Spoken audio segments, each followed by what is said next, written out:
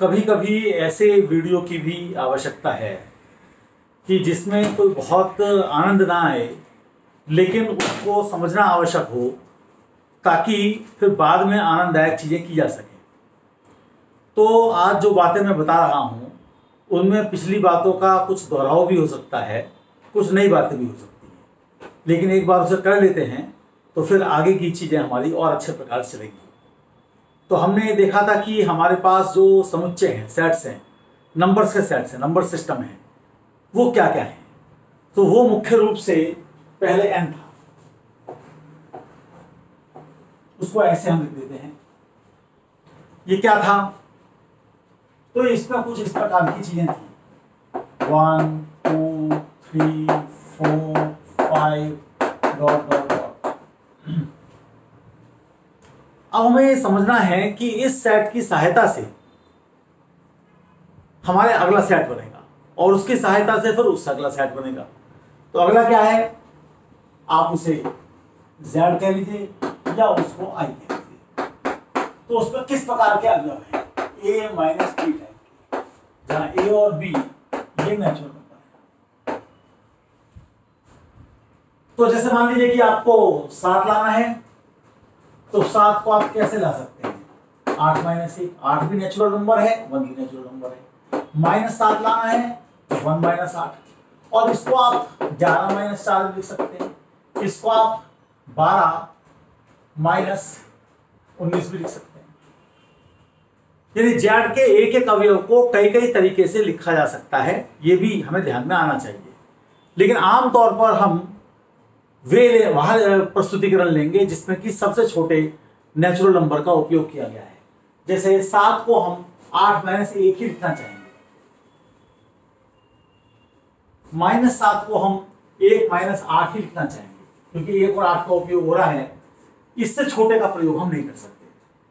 तो जैसे हमें लिखना है 12, तो हम उसे 13 माइनस 1 लिखेंगे, इत्यादि इत्यादि।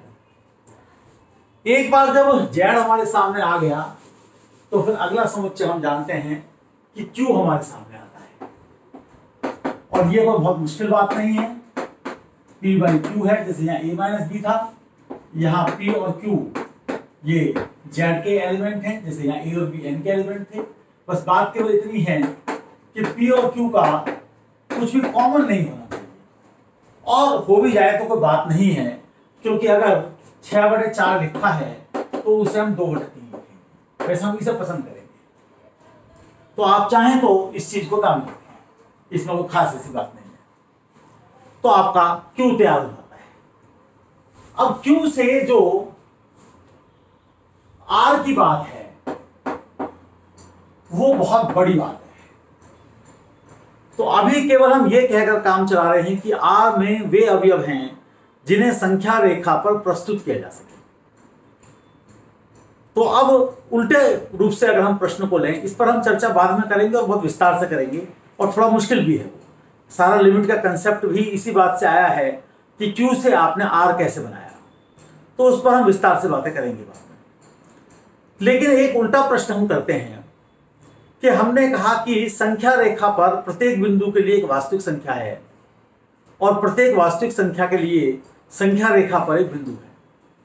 तो किसी ने कहा कि जब आप संख्या रेखा की बात करते हैं और उसके माध्यम से आप बिंदुओं को लेकर वास्तविक संख्याओं की बात करते हैं, तो प्रश्न यह है कि जिस प्रकार से संख्या रेखा से बिंदु उत्पन्न हो रहे हैं, तो क्या इसी प्रकार से किसी समतल से बिंदु उत्पन्न होंगे? तो बिल्कुल उत्पन्न होंगे।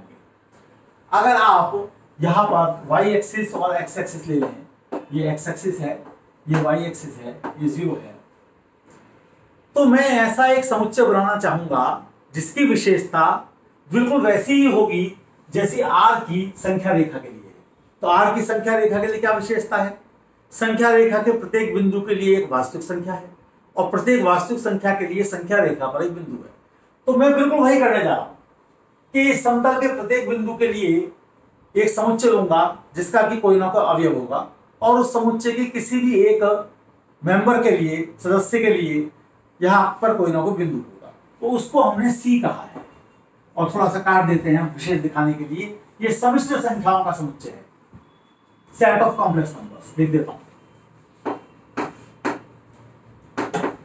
सम्मिश्र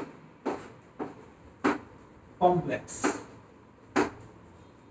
तो इसका जो प्रस्तुतिकरण है वो प्रस्तुतिकरण इस प्रकार से है, ए कॉमा बी, और कुछ लोग उसको ए प्लस आयोटा बी भी कहते हैं, जहां पर ए और बी वास्तविक संख्या है। तो आप देखिए, इसका जिक्र करते समय इसका नाम आया, इसका जिक्र करते समय इसका नाम आया, इसका जिक्र करते समय इसका नाम आएगा, बाद को हम देखेंगे, और इसका जिक्र करते समय आर का नाम आया। फिर आगे की चीजें भी है, लेकिन उसको हम नहीं करेंगे, फिर वो ज्यादा एडवांस हो जाएंगे।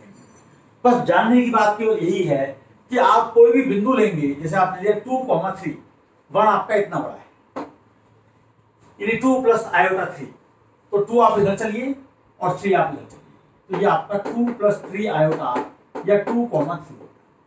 अब आपने कोई बिंदु लिया, बिंदु ऐसा लिया कि इधर की तरफ आप 3 चले और इधर 1 चले, तो -3,1, तो ऐसे कह दीजिए, या इसको -3 प्लस आयोटा। तो एक बार ये बात हमारे दिमाग में अच्छे प्रकार से बैठ जानी चाहिए कि ये हमारा संख्या निकाय है। इसमें अब ये बहुत बड़ा गैप है कि आप Q से R पर कैसे पहुंचे। उसके 2 थ्योरीज हैं, एक कैंटर की, एक डेडेकिंड की। उनको समझना और समझाना थोड़ा दुष्कर है, लेकिन हम उस काम को करेंगे, लेकिन बहुत धीमे धीमे करेंगे। तो ये आज मैंने आपके सामने प्रस्तुत किया है। इसको आप ध्यान रखिए कि हर एक अगला समुच्चय पिछले समुच्चय से किस प्रकार से संबंधित है। कल की कक्षा, जैसा कि हमने पहले तय किया था, ग्राफ के बारे में रहेगी, और उससे अगली कक्षा फिर ग्राफ के अलावा किसी अन्य विषय पर रहेगी। आज इस समय इतना ही रखते हैं। धन्यवाद।